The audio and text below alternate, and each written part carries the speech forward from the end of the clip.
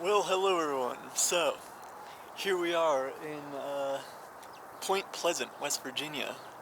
Um, you may ask yourself, why are we here? Well, if you're a nerd like me and like spooky things and such, um, there's a mythical creature said to be here called a cryptid, you know? Cryptids are like monsters and stuff like that, like werewolves and vampires and such. Uh, Now, I don't know if I believe that this thing is here, but that's what we're gonna check out. Um, it's called the Mothman. So, uh, it's quite an interesting story of the Mothman. Um, from what I understand, the reports largely started surfacing around the 1960s. That's when there was like a large number of reports about the sightings of the Mothman. Uh, Now, what is the Mothman, you might ask? Well, I mean, you can guess from the name, but, like, he's supposedly like a winged creature that is humanoid. Um, there are some alleged photographs of it flying around and stuff like that. And, oh yeah, also it has, like, red eyes. Pretty creepy. The vast majority of the reasons why people think this exists is because people have said they've seen it. Um, Lots of people, from what I understand. Like, I mean, obviously some of the reports are probably fabricated or they don't know what they're seeing, but, I mean, some of them, who knows? So, yeah, we're going to actually check out the Mothman Museum, and it is not open yet. Or wait, it's about to be open. Yeah, oh, there's another place that is near here. I believe, it's up that way. Uh, it's like a site that was used for bomb testing, I think. I'll have to check on this, but I'm pretty sure it was used for bomb testing or bomb storage or something during World War II. Um, so yeah, and that's like actually where a lot of the sightings are of this thing, is over there. So people have speculated that it might be like some military experiment. There's actually like bunkers and stuff over there, so it's pretty cool. We're gonna see if we can find a bunker. So, yeah. Um, Hope you enjoyed the adventure with me. We're gonna walk around this Point Pleasant place too, because I mean, look at it. Well, so that's Ohio, but this is West Virginia. uh, it's a very scenic place, as you can tell. So, all right, let's go. Really cool murals. Lord Dunmore's War was, in a sense, a focal point in Western history.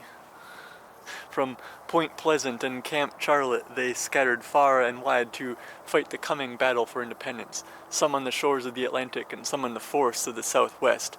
Thenceforward, new vigor was infused into the two chiefs' forces of the future century: American expansion and American nationalism. AKA, we drove them engines out and took it for ourselves. uh, Chief Cornstalk, General Andrew Lewis. Interesting looking dudes. Each was fighting for his own way of life.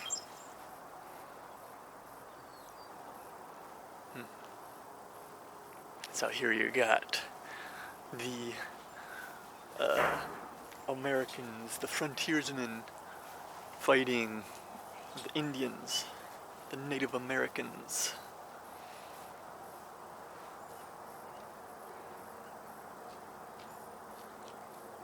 This is in sort of a chronological order, so there was the battles down there where we drove out the local inhabitants, and here we are settling all the people coming over from the East Coast, West Virginia, or Virginia, I guess.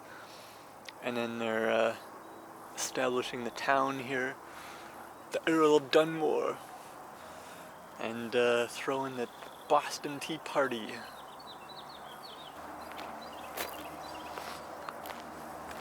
You know, people make fun of West Virginia all the time and stuff, saying, oh, that backwoods place, middle of nowhere, and it's like, well, I mean, it's part of what's good about it. I mean, look how scenic it is.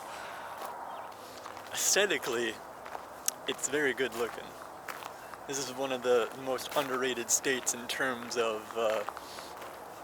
just how it looks, in my opinion. Wow, I'm just like, this is such a cool looking place. There was a bridge collapse somewhere here, and you know, some people blamed the Mothman, which is ridiculous, but yeah, like I guess a lot of people died and stuff, and then they had to institute bridge safety rules and regulations that should have been in place before. Alright, well, let's go check out this monument up here. Yeah, that was the bridge I came in on. A lot of bridges, 1, 2, 3 over there. Maybe another one, who knows. I love the old nature of the houses and stuff around here. Anne Bailey, heroine of the frontier. That picture though, wow. That is a dog face right there. Here, oh, yeah. Definitely don't haunt me, sorry about that. This is her grave. Here lies Mad Anne Bailey, heroine of the Virginia frontier.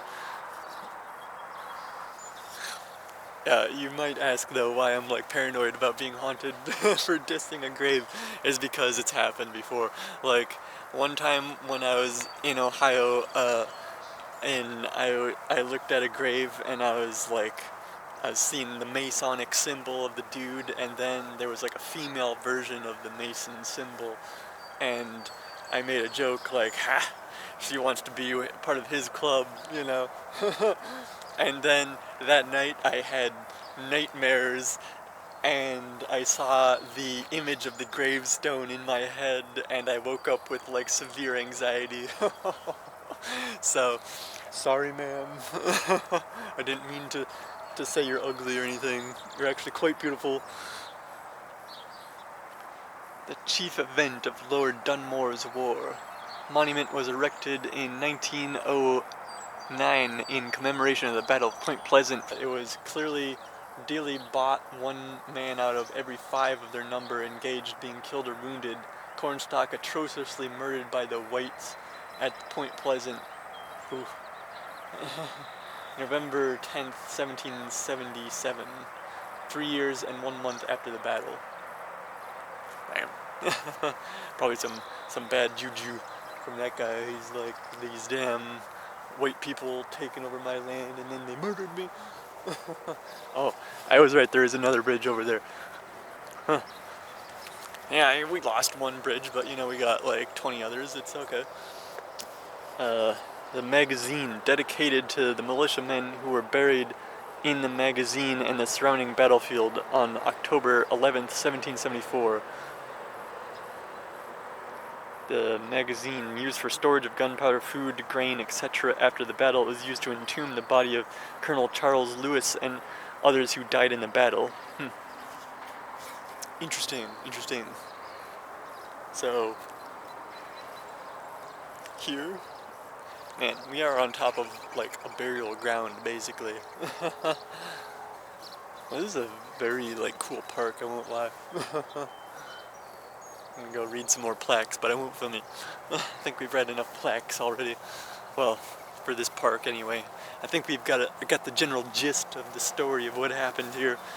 Us white men came in, destroyed everything, like we do.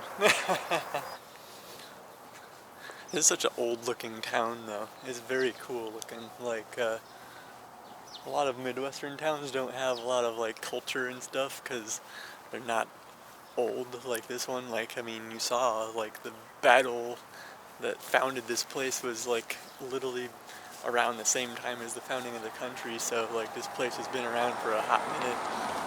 Versus where I grew up, that town was founded in 1860, something like that. So, like, a lot of the buildings, there's not like a lot of history compared to here. It's like literally 100 years older here. So, yeah. But and then also just like they've kept a lot of the original buildings as they were built and didn't like renovate them. Like that. That probably has always looked like that. I think it may speak to the poorness of West Virginia that they can't renovate their buildings, but for me, I like it because it looks like I'm walking around a piece of history, you know? So, very cool. And then you have Little Caesars right there. Is the Mothman Museum and the statue. Look at that. Ha, so cool. The legend of the Mothman. On a chilly fall night in November 1966, two young couples drove into the TNT area north of Point Pleasant, West Virginia, when they realized they were not alone. What they saw that night has evolved into one of the great mysteries of all time. Hence, the Mothman legacy began. It has grown into a phenomenon known all over the world by millions of curious people asking questions. What really happened? What did these people see? Has it ever been seen since?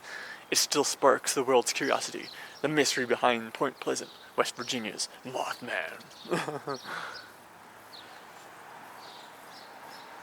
There he is. Them red eyes. Them claw feet. I don't know about all that. My homie. Also, if you've ever played Fallout 76, this town is in that game, and so is the museum. So it's kind of funny. You may recognize it.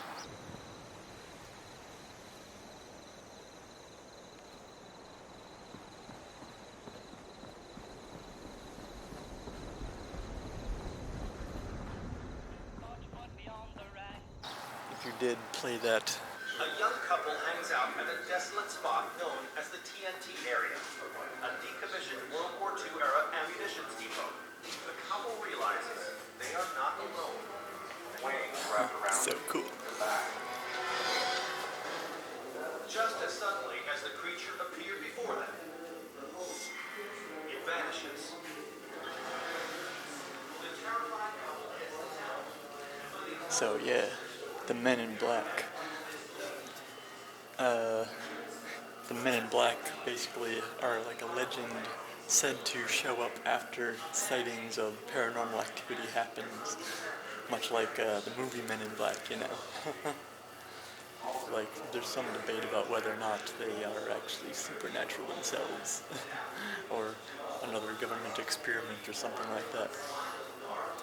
The Men in Black are always impeccably dressed from head to toe in black suits, white shirts, black ties, black shoes, which all appear to be perfect in appearance. Their hair is jet black and shiny, with their skin said to be without blemish, and reports have stated almost translucent. Some thought that they were aliens, some other thought they were government agents, some thought they were from the spiritual realm. Whoever they are, they left a strong impression on those who witnessed these mysterious men when they roamed the streets of Point Pleasant. So yeah, I guess they've been, oh, here's a picture too. Huh. That could just be some dude. I don't know. But yeah, like, when people have seen the Mothman, supposedly they show up to, cancel out their memory or something like that, their psychic interference type stuff. What's the difference between a Mothman and a Mothwoman? Don't know. Mothballs.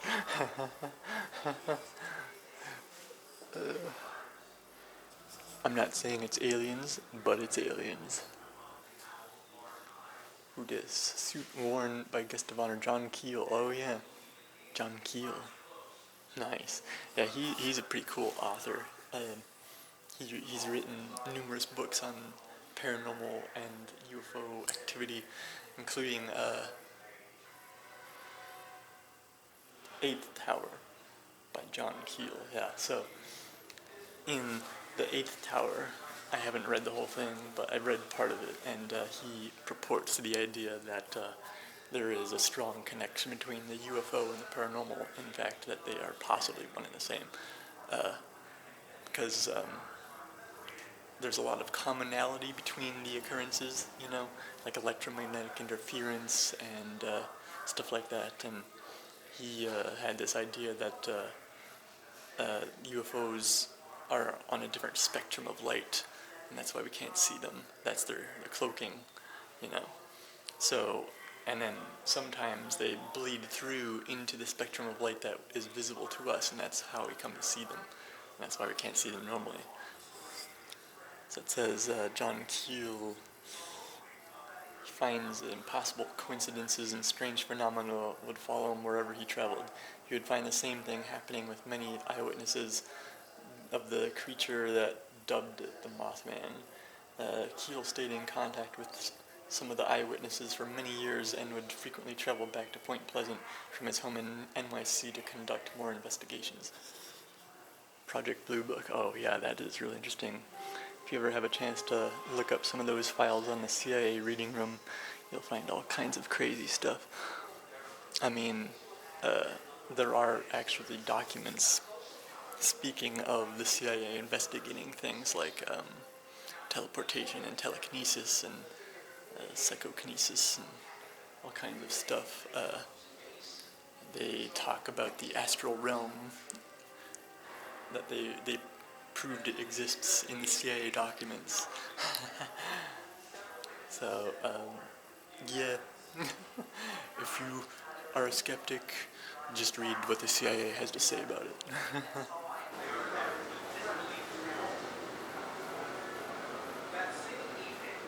TNT area sightings continuing.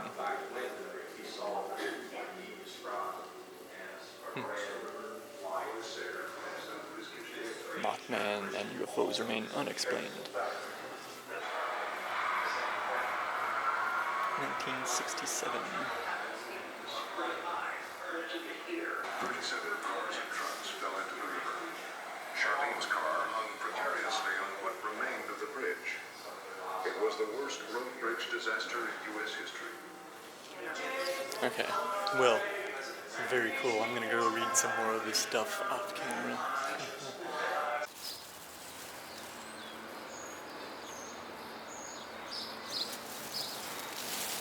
Well, there you have it.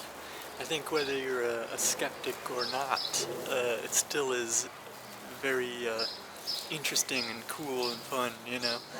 Cryptids, monsters, UFOs, all that good stuff. Very interesting, especially when there's so many reports, like you saw the newspaper clippings, like people are out here seeing this thing, you know, or saying that they are anyway. So, yeah, I thought it was very cool, you know. I got some merchandise. I'll show you in a second. So I got a t-shirt and then a sticker and a patch. Look at that. Isn't that cool? Look at this. Reflective, like, ooh, shiny. So yeah. They have a lot of cool merchandise in there, so I couldn't resist. Alright, well, I think we'll walk around here for a little bit longer, and then we will go up and check out that TNT area. So, yeah, stay tuned.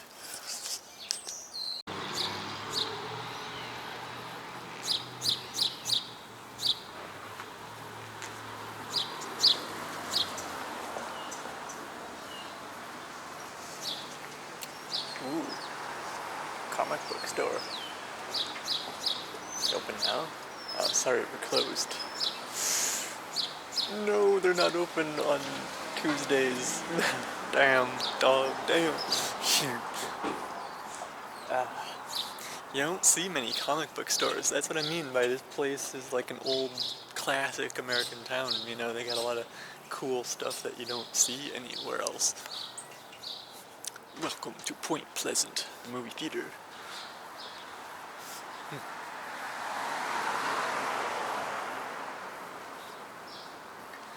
Oh yeah, so we were right by where that bridge collapse was, like it's up there.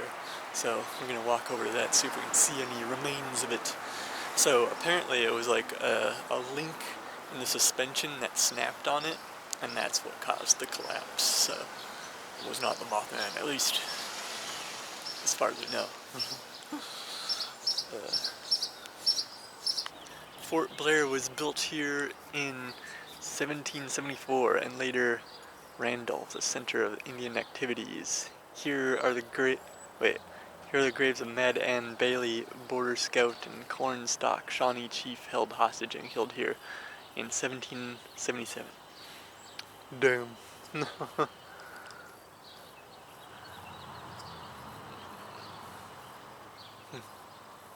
Settled by Germans and Scotch-Irish.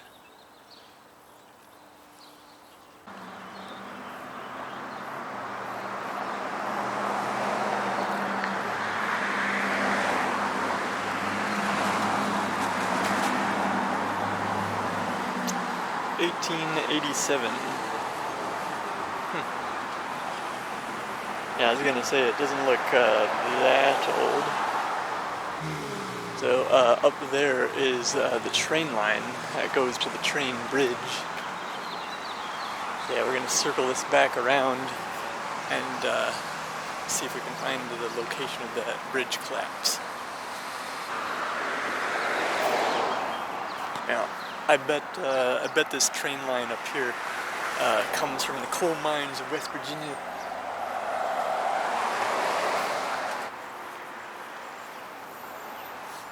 Yeah, if you've ever seen the movie October Sky, it's a good one about the coal mining business in West Virginia. Oh yeah, another character that we forgot to mention in the Mothman legacy is Ingrid Cold. Ingrid Cold is like another purported character of unknown origin that seems to always show up when stuff like this happens. Like, I guess he's shown himself to a few people around here. He also has like the pale complexion type thing going on, and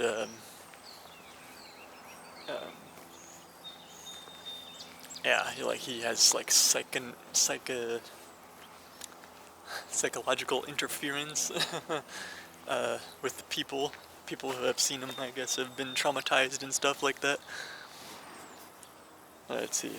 This was the battle for Point Pleasant in 1774, north of Old Town Creek. 2 Andy Way State Park. Interesting. National Historic Civil Engineering Landmark. Holiday season traffic in December 15th. 46 lives lost. Cause of the collapse was a single hairline crack in the steel eye-bar of the northern suspension chain. And then they were like, actually, we need to inspect these bridges because they collapse. There was a bridge that collapsed in where I'm from, in Minneapolis, and then I guess whatever inspection standards they had for that, they just were like, whatever, because it was long after this collapse that I had driven across that bridge before. Not obviously when it collapsed, but like I recognized it when I saw it on the news. I was like, oh, I know that bridge. And it was a similar thing. It was just like a slight structural integrity issue that just, like, house of cards just fell down, basically. So whatever inspection standards they had for that, it was like, whoop, out the window. And then they had to come up with some new ones when the Minnesota bridge collapsed. Basically, it was like right here. So I don't think you can even see anything left.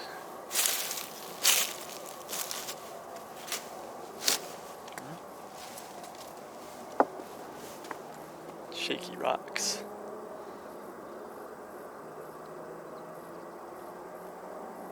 Yeah, I guess you can't really see anything. Maybe these rocks are part of the debris. No.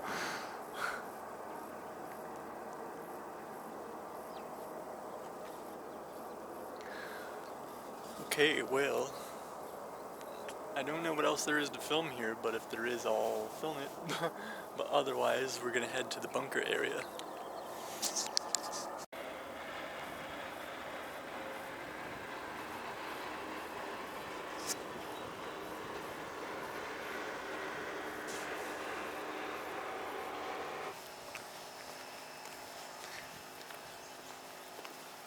Yeah, a lot of the buildings, or I mean houses, have plaques on them. So a lot of original houses in this area, which is very cool. Like I was saying, the history of this place, lots of history.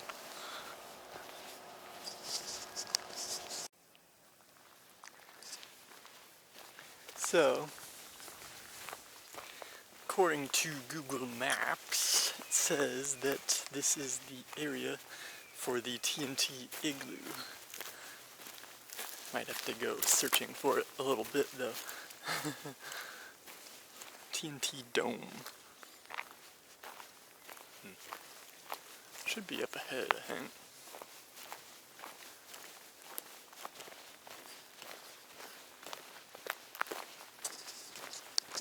Right there. The Mothman.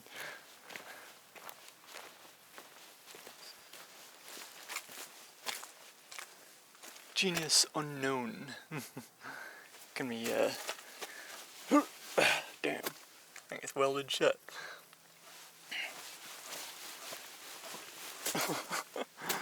Shoot. What is that? Drop box. Pick up the mail.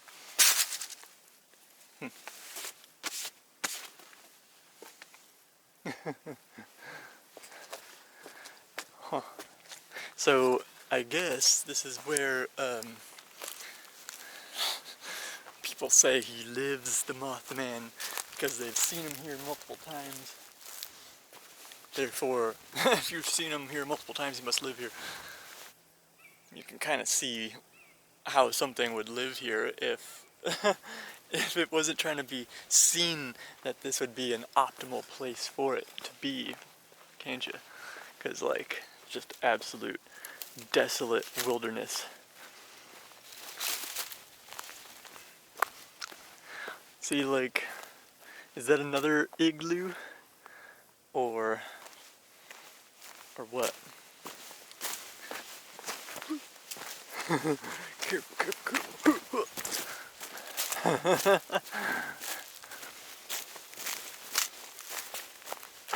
Look at that. Someone has considerately put some rocks there for us to step on. Oh, there's another something over there.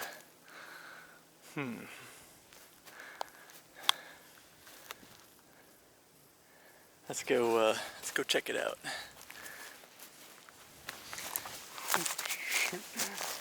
It's steep.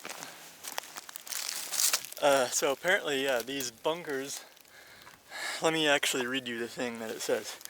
They were, let's see,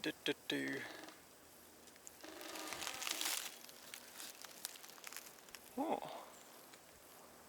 A little creaky, a little wobbly. Okay, here we go. So, at the height of production here, this World War II factory cranked out 500,000 pounds of TNT per day. That's crazy. It closed in 1945, but explosives remain stored on site. Some explosives likely remain on site even to this day. In 2010, for example, a storage igloo containing 20,000 pounds of various explosives actually exploded. So take care if you explore this area. Yeah, I'll definitely keep my eyes out for any exploding stuff.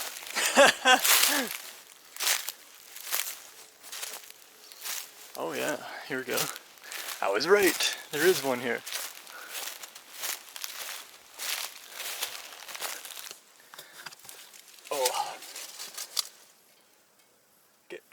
wetness from touching that. Ugh.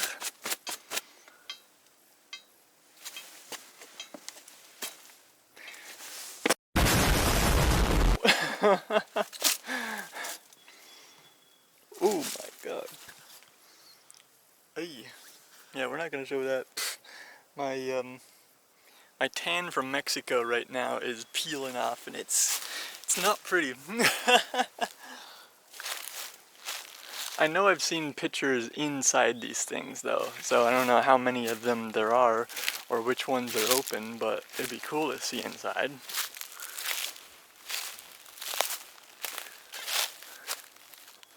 Huh.